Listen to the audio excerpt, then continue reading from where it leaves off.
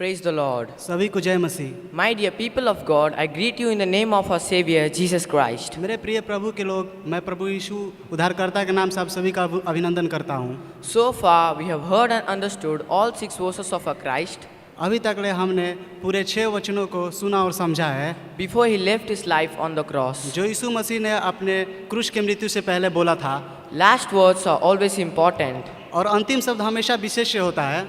Just few seconds before Martin Luther King was assassinated on 4th April 1968, 4 अप्रैल 1968 को Martin Luther king की हत्या के पहले कुछ सेकंड पहले he told his musician Ben Branch to make sure that he plays the song Take My Hand Precious Lord. उन्होंने अपने संगीतकार को यह सुनिश्चित करते हुए कहा कि take my hand precious lord गाना को बजाएं।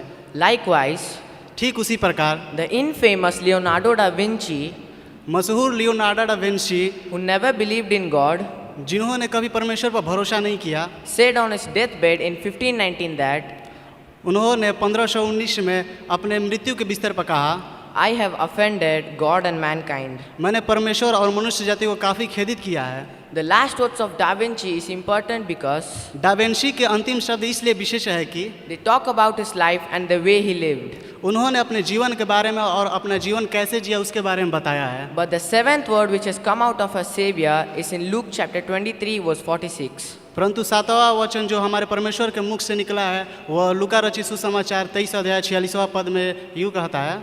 Can someone read it? क्या कोई एक जन पढ़ेंगे?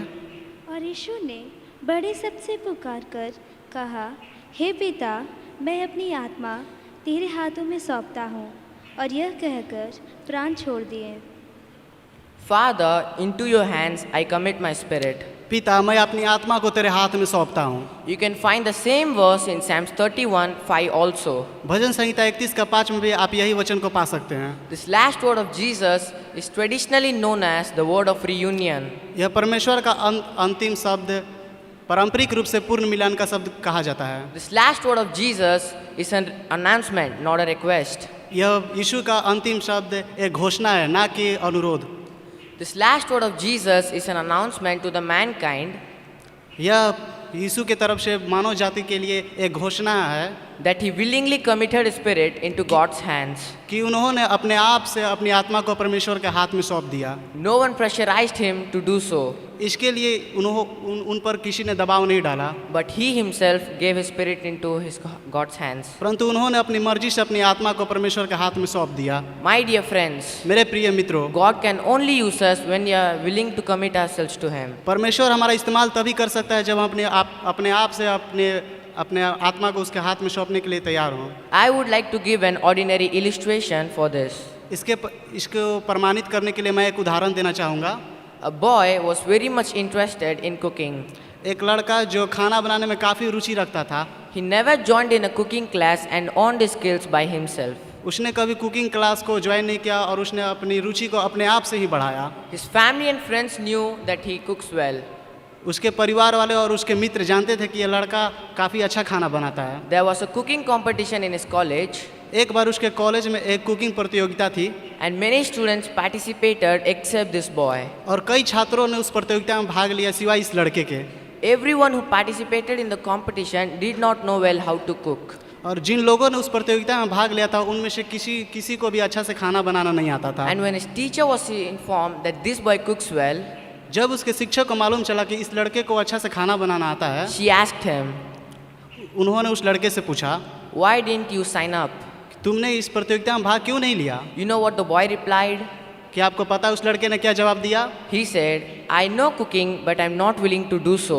उस लड़के ने कहा, मुझे खाना बनाना आता है पर मेरा इच्छा नहीं है इस प्रतियोगिता में भाग लेने का। He simply expressed his unwillingness to join the competition. उसने बड़े साधारण रूप से प्रतियोगिता में भाग ना लेने की अनिच्छा को व्यक्त कर दिया। Who can compel someone who is not interested?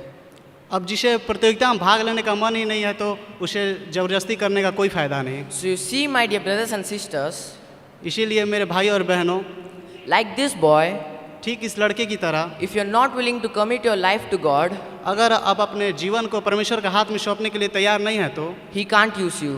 वो हमारा अगुवाई नहीं कर सकता। If you can't submit your life to Him, अगर हम अपने आप को उसके हाथ में सौंपेंगे तो He can't lead us. वो हमारी अगुवाई करेगा। We all see in the verse that how Jesus committed his life into God's hands. अभी हमने पिछले वचनों में देखा कि परमेश्वर ने अपने आप को कैसे अपने पिता के हाथ में सौंपा। In the same way, we also must do it. ठीक उसी प्रकार हमें भी करना चाहिए। God is expecting something from us. परमेश्वर हमसे कुछ उम्मीद लगाए रखा है। He's expecting that we would give our life to Him. वो हमसे उम्मीद लगाए रखा है कि हम अपना जीवन उसके हाथों में सौंप दें। Can you imagine the one you love or the one who loves you the most is expecting something from you? क्या आप कल्पना कर सकते हैं कि जो आपका प्रिय है, चाहे जिससे आप प्यार करते हैं, वो आपसे कुछ उम्मीद लगाए रखा है? And would you not give them what they expect? और क्या उसे आप वो चीज़ नहीं देंगे जो आपसे वो उम्मीद लगाए रखा है? In the same way, God is expecting us to commit our lives to Him. ठीक उसी प्रकार परमेश्वर भी उम्मीद लगाए रखा है कि हम अपनी आत्मा को उसके हाथ में सौंप दें। He wants us to surrender to Him fully. वो चाहता है कि हम अपने आप को पूरे संपूर्ण रीति से उसके हाथों में समर्पित कर दें। Jesus prepared Himself to meet His Father since the day of His birth. यीशु ने जन्म के दिनों से ही पिता से मिलने के लिए अपने आप को तैयार किया। How can we prepare ourselves to meet our Creator? हमें अपने उद्धारकर्ता से मिलने के लिए कैसे तैयार होने की आवश्यकता है? Can you imagine that you're standing in front of a big crowd without any preparation to speak? क्या आप कल्पना कर सकते हैं कि आप एक बड़े भीड़ के सामने खड़े हैं और आपको वहाँ पर कुछ बोलना है? Every eyes are on you और सबकी निगाहें आप पर आकर्षित हैं and you don't know what to say. और आपको पता नहीं है कि वहाँ पर आपको क्या बोलना है। How will it look? वो नज़ारा कैसा रहेगा? Obviously, it will look total absurd. जाहिर सी बात है कि वो खराब लगेगा। So, my dear brothers and sisters, मेरे प्रिय भाई और बहनों, we need to get prepared to meet our Creator. हमें अपने सृष्टिकर्ता से मिलने के लिए हमें तैयार होने की आवश्यकता है। I have 2 points to explain this need. इसके लिए मेरे पास 2 बातें हैं। Preparedness in our personal life. हमारे व्यक्तिगत रूप में तैयारी। We should prepare ourselves in our daily life. हमें अपने प्रतिदिन के जीवन में तैयार होना चाहिए। Take this day as an example. आज के दिन को एक उदाहरण के तौर से लेंगे। We children have to stand before you and say something today. जहाँ पर आज हम लोग को आपके सामने खड़ा होकर कुछ बोलना है। For this, we have started a preparation 6 days ago. इसके लिए हम लोगों ने 6 दिन पहले ही तैयारी शुरू कर दी थी। We don't want to embarrass ourselves in front of this big crowd. क्योंकि हम नहीं चाहते थे कि हम अपने आप को इस बड़े भीड़ के सामने शर्मिंदा करें। So we prepared it and we are presenting it to you as best as we can. इसलिए हम लोगों ने तैयारी बहुत पहले ही शुरू कर दी थी ताकि हम अपने आप को अच्छे से आपके सामने प्रदर्शन कर सकें। And we don't go anywhere without dressing up so well, applying this and that, looking at the mirror 100 times before presenting ourselves to others.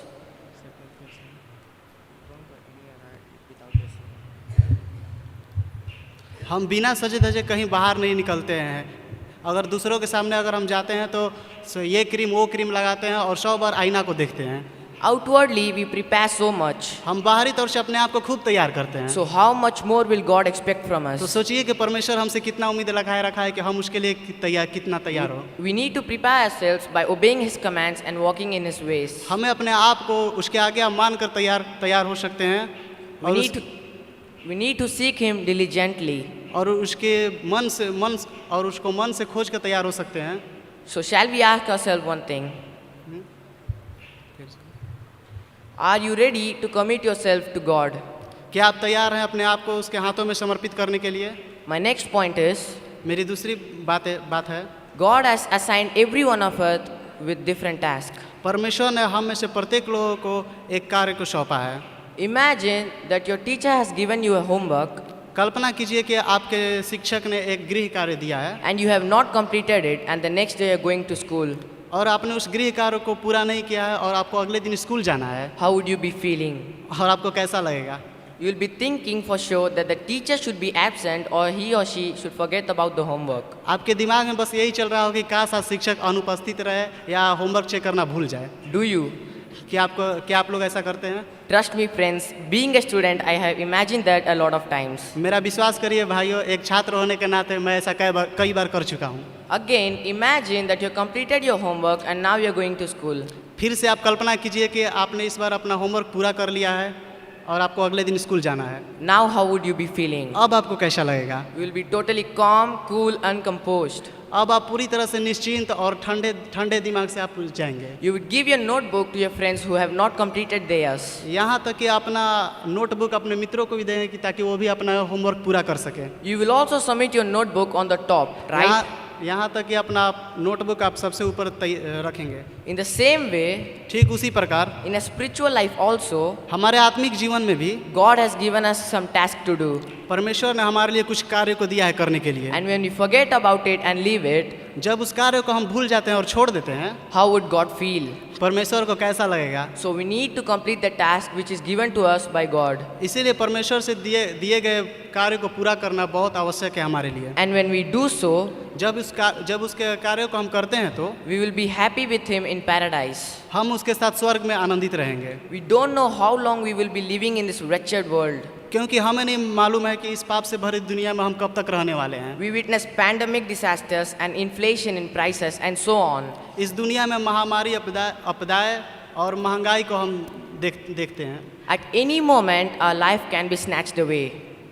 हमारा जीवन किसी भी पल किसी भी समय छीना जा सकता है। No guarantee for that. हमारे जीवन का कुछ दुनिया में कोई गारंटी नहीं है। So my dear friends, इसीलिए मेरे प्रिय मित्रों, shall we all close our eyes अपनी आंखों को हम बंद करें and look to the cross where God has died for our sins. और अपनी निगाहों को उस क्रूस की ओर लगाएंगे जहाँ यीशु हमारे लिए मरा था। He has died for our sins वो हमारे लिए मरा था, and our wickedness. वो हमारे गुनाहों के लिए मरा था। We were supposed to take that shame. और उस शर्मिंदगी को हमें लेना चाहिए था, ना कि यीशु को। We were supposed to be on that cross. और उस क्रूस पर हमें होना चाहिए था, ना कि यीशु को। But Jesus did. पर यीशु ने किया। He did it willingly because He loved us. यीशु ने अपने मर्जी से ये सब किया क्योंकि वो हमसे प्यार करता था। When we read the scriptures, जब हम पवित्र शास्त्र को पढ़ते हैं तो we see that God has given His life confidently in His hands. हम देखते हैं कि परमेश्वर ने अपने जीवन पूरे निश्चित रूप से तैयार होकर अपने पिता के हाथ में सौंपा। He knew that he had completed his task that was given to him by God. क्योंकि उसे पता था कि उसने अपना कार्य को पूरा किया है जो पिता द्वारा दिया गया था। He knew that he need not go any other place and preach one last time. उसे पता था कि उसे कोई आवश्यकता नहीं है कि कहीं पर आखिरी बार जाकर वो प्रचार करे। Because he was confident. क्योंकि उसे पूरा भरोसा था। He knew that he had completed the task. क्योंकि उसे पता था कि उसने परमेश्वर के द्वारा दिए गए कार्य को उसने पूरा किया है। Let's ask ourselves today. आइए आज हम अपने आप से पूछेंगे, Are we confident? क्या हम पूरी तरह से And are we willing to surrender ourselves fully to Him? क्या हम अपने आप को पूरी तरह से उसके हाथों में समर्पित करने के लिए तैयार हैं? It is very much important for us to commit our lives to Him. यह बहुत आवश्यक है कि हम अपने जीवन को उसके हाथों में सौंप दें। Because when we give it to Him, क्योंकि जब हम अपने आत्मा को उसके हाथ में सौंपेंगे तो He will transform our life. वो हमारे जीवन को रूपांतर कर देगा। Let us say to Him that. आइए हम परमेश्वर से अभी कहेंगे कि Father, पिता, take hold of my hand. मेरे हाथ को थाम लीजिए, Catch my hand, मेरे Lord, हाथ को पकड़ लीजिए, so that क्योंकि I may not let go. मेरा हाथ आपके हाथ से ना छूटने पाए। I may go let off your hand, seeing the vast waves of problems and hurricanes and thunders of worries. मैं चिंताओं की लहरों को और कठिनाइयों की तूफानों को देखकर कहीं मेरा हाथ डगमगा सकता है आपके हाथ में से। In spite all of these troubles, इन सारी समस्याओं के बावजूद भी I commit myself to you. मैं अपनी आत्मा को तेरे हाथ में सौंपता हूँ। I commit myself to do your will. मैं अपनी आत्मा को तेरे हाथ में तेरे कार्य को पूरा करने के लिए सौंपता हूँ। If you catch my hand, Lord, अगर आप मेरे हाथ को पकड़ लेंगे, you won't let go, आप मेरे हाथ को नहीं छोड़ेंगे, because you are the king of this whole universe. क्योंकि आप इस पूरी दुनिया के मालिक हैं। Every knee shall bow and every tongue shall confess हर एक घुटना तेरे सामने झुकेगा, हर एक जीव अंगीकार करेगा, that you alone are God. क्योंकि बस तू ही प्रभु है। There is nothing in this world that matters to us, Lord, इस दुनिया में तेरी महिमा करने के अलावा कुछ भी महत्वपूर्ण नहीं है, except doing your will. आपकी इच्छा पूरा करने के अलावा। Let us all surrender to Him. आइए हम अपने आप को उसके हाथ में समर्पण करें। God bless you through this message. Thank you. धन्यवाद।